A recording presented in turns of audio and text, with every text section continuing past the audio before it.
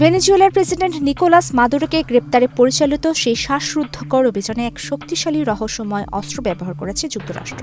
প্রত্যক্ষদর্শীর বর্ণনা অনুযায়ী মার্কিন বাহিনী সেই অত্যাধুনিক প্রযুক্তির সামনে দাঁড়াতেই পারেননি ভেনেজুয়েলার সেনারা।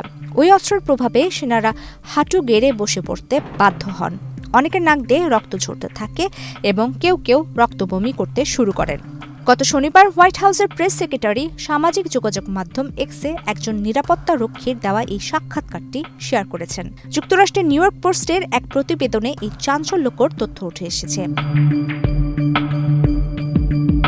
গত ৩ জানুয়ারি ভেনেজুয়েলায় মাদুরোকে ধরতে অতর্কিত হামলা চালায় মার্কিন বাহিনী। করোনা বা যেকোনো ভাইরাসের এগেইনস্টে ফাইট মানি ব্যাকট্রলের লেফট রাইট। ওই অভিযানে পাহারায় থাকা এক নিরাপত্তা রক্ষী জানান, কোনো পূর্বাভাস ছাড়াই হঠাৎ তাদের রাডার ব্যবস্থা অচল হয়ে পড়ে। এরপর আকাশে শত শত ড্রোন দেখা যায়। তিনি বলেন, আমরা হতভম্ব হয়ে পড়েছিলাম। ড্রোন আসার কিছুক্ষণ পরে মাত্র ৮টি হেলিকপ্টার থেকে ২০ জনের মতো মার্কিন সেনা নিচে নামে। কিন্তু তাদের কাছে এমন কিছু প্রযুক্তি ছিল যা আমরা আগে কখনো দেখিনি। তারা অবিশ্বাস্য গতিতে নিখুঁতভাবে গুলি চালাচ্ছিল। মনে হচ্ছিল এক একজন সেনা প্রতি মিনিটে ৩০০ রাউন্ড গুলি ছুটছে। সাক্ষাৎকারে ওই নিরাপত্তা কর্মী সবচেয়ে ভয়াবহ অভিজ্ঞতার বর্ণনা দেন একটি বিশেষ অস্ত্র নিয়ে।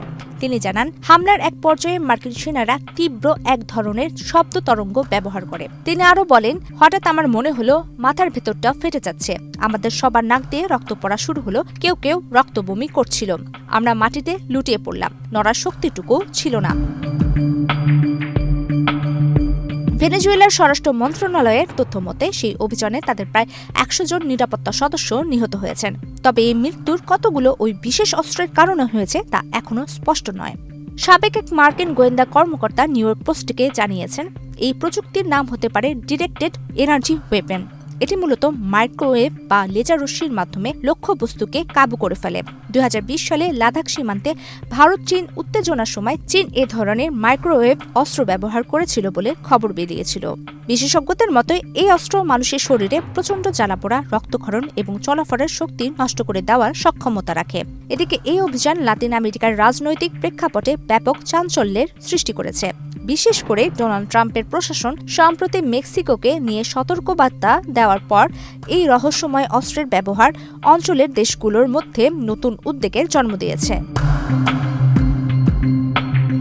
প্রমিতি কিবরিয়া ইসলাম, বাংলাদেশ প্রতিদিন।